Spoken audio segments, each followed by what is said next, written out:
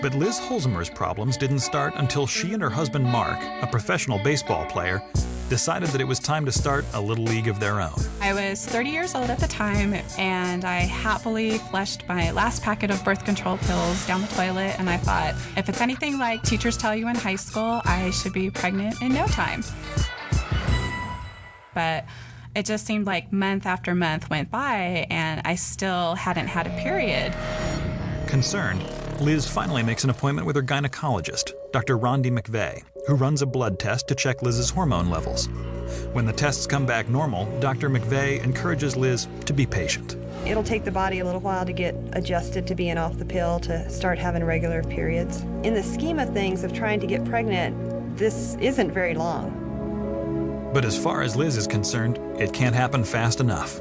I knew she was really wanting to get pregnant. I knew she was frustrated. The biological clock was really kicking in. It was amazing how many of our friends were having kids. So, it's going to happen for us. It's going to happen at the right time. But after a while, it really started to affect her. I was very anxious, and I remember Mark was on the road at that time, and he would call every night and ask me, well, how are you feeling? And I said, well, just keep your fingers crossed, and hopefully it will work.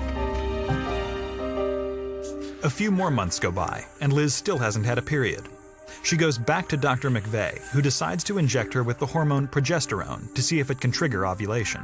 What ovulation means is that an egg in a woman's ovary needs to mature to the point that it can be fertilized. And she was not doing that. She was not ovulating. Dr. McVeigh also suggests Liz try an oral fertility drug to induce ovulation, but it has significant side effects, and Liz is not ready to take that step. It was really frustrating not knowing what was going on with my body and why I couldn't become pregnant. It just didn't make sense. It seemed like the summer that everyone was having a baby, except for me.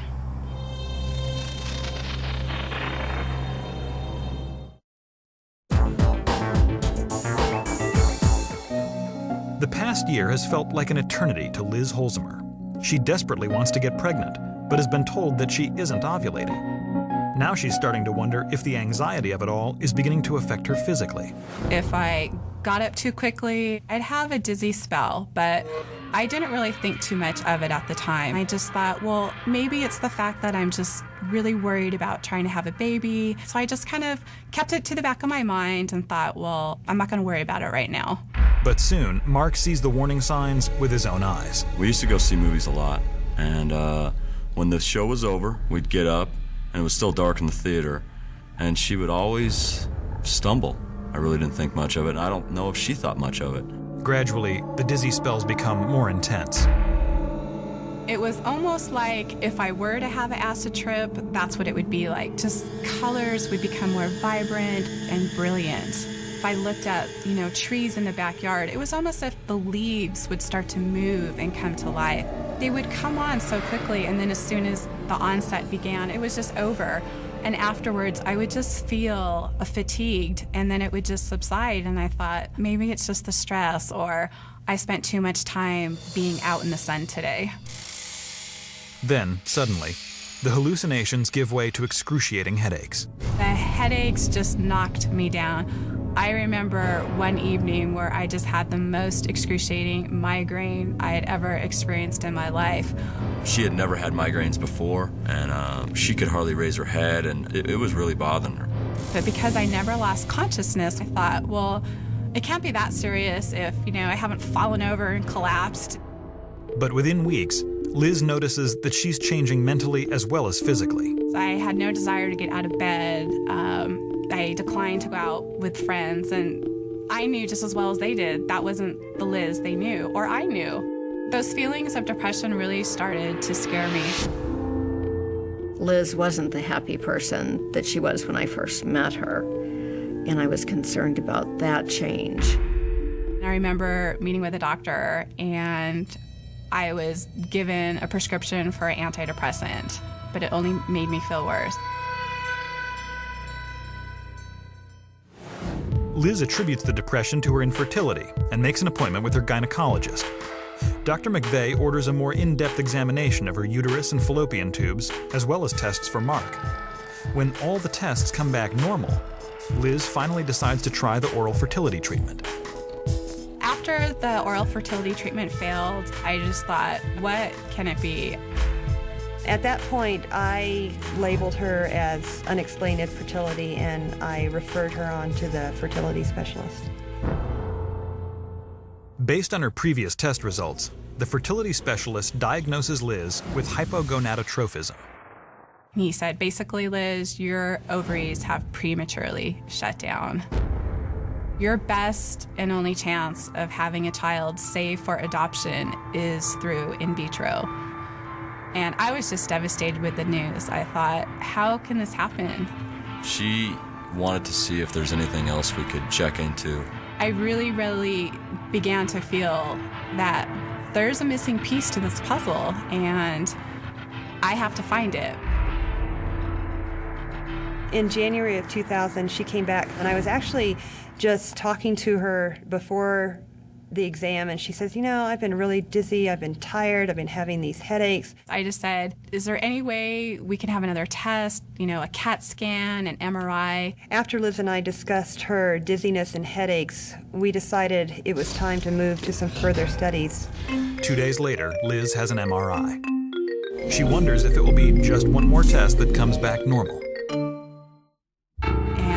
The phone rang. All I heard on the other end was this even, gravelly voice saying, I have your MRI results.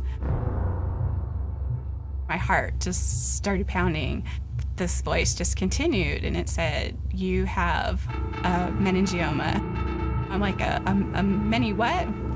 What is it? I opened up my nightstand drawer, and I pulled out a lip liner, and I just said, can you just tell me how to spell that? And he said, you have a brain tumor. My whole world just collapsed at that moment.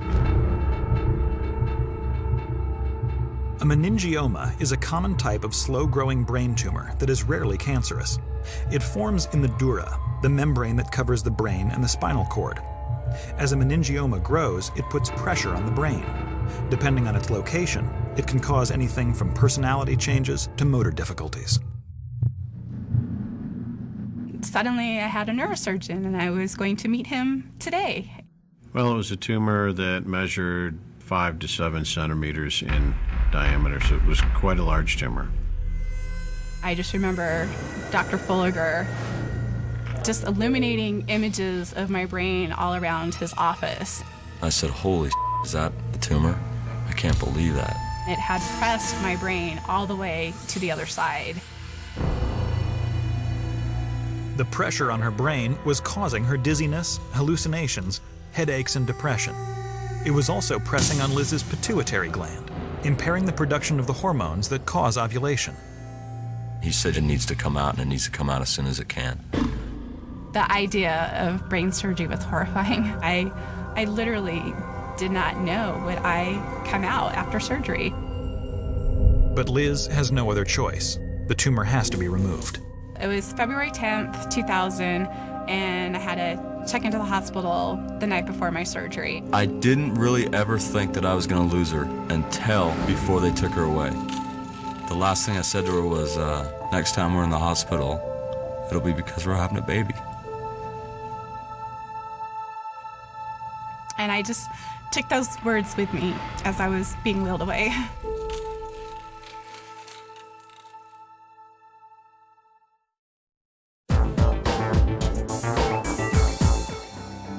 Liz Holzheimer has just discovered that the hallucinations, depression, and infertility she's suffering from have all been caused by a massive brain tumor.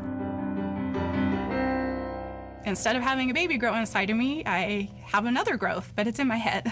We didn't talk about pregnancy anymore. Our main focus was on that tumor and getting that out of her head. Her only option is brain surgery. So the goal of the surgery is to remove the tumor entirely. As the tumor gets larger, the technical aspects of removal of the tumor increase in difficulty. We make an incision and have to remove a sizable piece of the skull to access the tumor.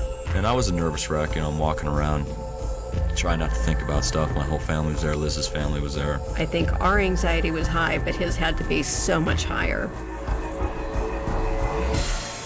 It will take 12 grueling hours to try and remove the enormous tumor.